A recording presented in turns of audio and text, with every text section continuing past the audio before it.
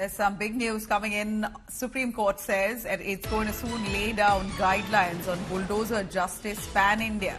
The Supreme Court says guidelines will be implemented throughout the country.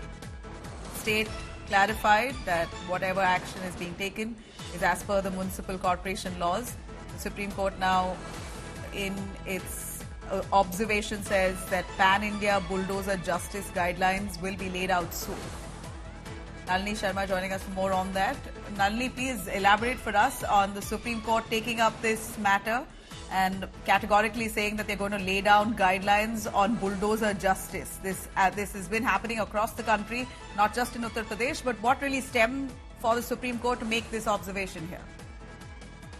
Well, there have been several petitions that have been filed before the Supreme Court in this regard, but today specifically the Supreme Court was taking up the plea that was filed by Jamiat Ulema-e-Hind that was challenging the UP government's action of bulldozing houses, especially of cases who were accused, especially of people who were accused in criminal cases. So what the Supreme Court has said today is extremely crucial because they've said that no person, whether he is an accused or a convict, can have his house or any property bulldozed which is not in accordance with the law.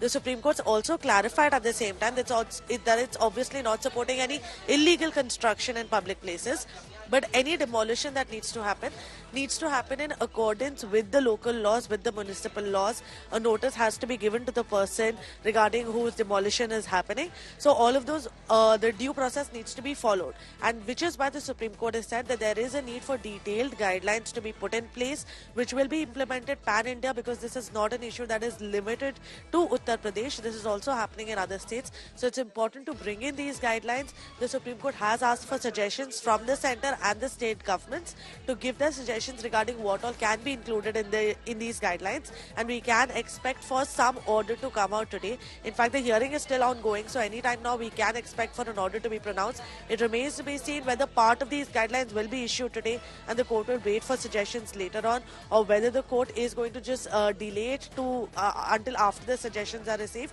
But one thing that the court has made clear is that there will be guidelines put in place, and all of this arbitrary action regarding bulldozing of houses and public properties will not be allowed anymore. Thanks very much, Nalini, for joining us with those details. Supreme Court now soon to come out with guidelines on bulldozer justice across India, which will have to be followed.